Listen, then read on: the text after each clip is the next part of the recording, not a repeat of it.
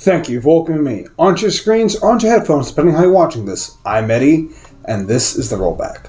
Folks, I'm going to talk to you today about TMNT, Teenage Mutant Ninja Turtles, that's a mouthful, Mutant Mayhem, aka, don't kill me, but this might be the best, movie they've ever made, ever. Including the 90s one, just saying.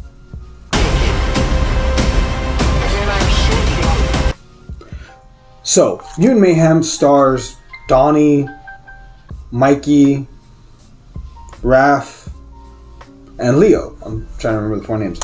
The stars are four teenage turtles played by actual teenagers, fathered by technically Jackie Chan's Splinter, and then we have, for I think possibly the first time, the main villain is not Shredder. The main villain is Superfly. I think an original creation made for this film, which works out pretty damn well. Overall, this movie is solid. I mean, at the foundation, we get a villain that has a solid motivation that makes sense.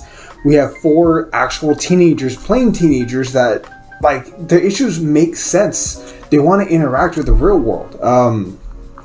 Film opens with this scientist who creates Superfly, the main villain, and all of his brothers and sisters, because he's always been socially awkward. He's always wanted to be accepted, much like the Turtles. But he creates a family of his own. But after a raid gone wrong, he's killed, and Superfly takes over to take care of his siblings. And the one time that they do try to go out into the real world, just to see maybe they can be accepted, they are shunned, which, I mean, let's be honest here, that's what probably would happen in the real world. We hope it wouldn't, but that's probably what would happen. Anyway, so Superfly, after being shunned, decides that he's going to turn the whole world into mutants. Not the humans, but the animals. The humans can be pets, maybe, or they'll make them fight, like gladiators or something. He's open to ideas and interpretation. That said, the Turtles are accidentally kind of put on a path to stop him, sort of, kind of, not really on purpose, but they do. They decide they want to be heroes. They meet April, who kind of sort of accepts them right from the get-go, but that's because she's kind of a reject too, which is kind of a rework that I really enjoy.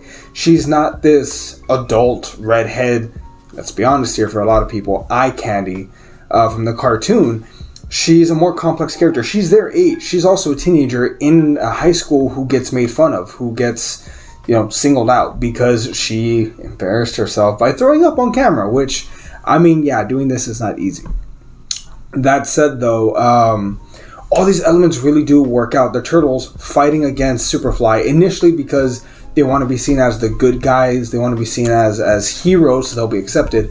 But eventually, even Leo calls it out and says, we need to do it because it's the right thing. Sorry, Donnie, I think, calls it out. We need to do it not because we want to be heroes, but because it's the right thing to do. Even if they reject us, we need to protect people. We need to protect the innocent. Which, yeah, pretty solid. One of the main antagonists in this, though, is not even Superfly, but also Master Splinter, who is, let's be honest, an overprotective helicopter parent who has merit to his argument. He worries about his kids because Splinter's a rat.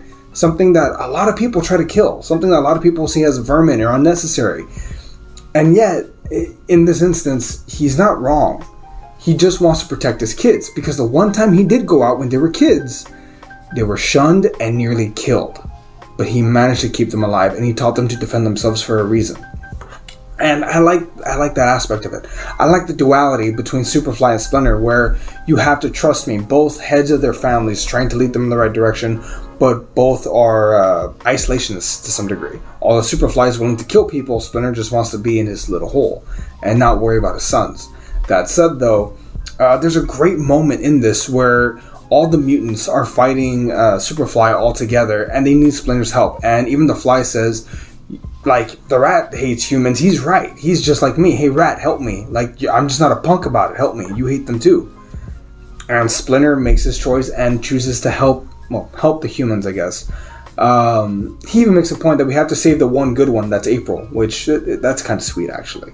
But no, yeah, this movie is just, it's so heartfelt. It's outstanding to see that these young kids made such an impressive film. And one of the cool things, if you watch the behind the scenes stuff, is when the kids were filming, they doing the voiceovers, they were there all together in a room joking, going back and forth. The comedy in this film is actually funny. Not like, oh, it's kind of... No, it is actually funny. But more than that, it has heart to it. You feel their emotions. You like these kids. And one of the hard things to do for any Teenage Mutant Ninja Turtle media that I can tell is trying to distinguish the characters among themselves.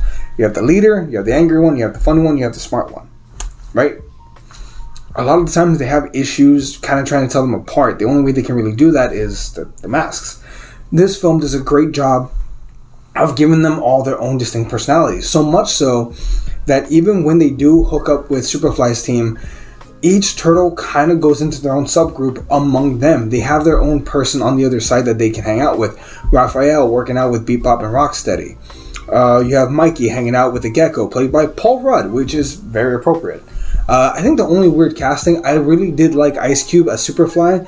I think that would have been something kind of interesting if they had what's his name? He played the Fly. Jeff Goldblum. As Jeff Goldblum? Yeah. I think Jeff Goldblum. If he had played Superfly, but fair enough, I detest. All that said, though, outstanding film, outstanding animation. Shout out to Seth Rogen and the director, who actually went out of the way to make sure that the artists that created this film were not overworked. Unlike Sony, where a lot of people quit due to a massive amount of special effects needed for Across the Spider-Verse, Seth Rogen and the director went out of their way to make sure that the VFX artists were not overworked. So shout out to them too. This film cleared $60 million since the opening weekend. The budget is only $70 million, so good for them. They should get their money back and a little more. But even more than that, a sequel's already been ordered along with a TV series, which is fun. I want to see the other adventures. I want to see what more they're going to do. But in addition to that, they're in school now. They're going to high school. The Teenage Mutant Ninja Turtles are going to be teenagers who just happen to have powers. I mean, that's fun. That's great. I'm going to predict it right now. There's going to be a scene at some point or some kind of minor storyline where they're too cool for April. Like, she interprets it and they keep hanging out with the cool kids and the cool kids want to exclude her and there's a misunderstanding, but everything works out in the end. I'm calling it right now. I'm just saying.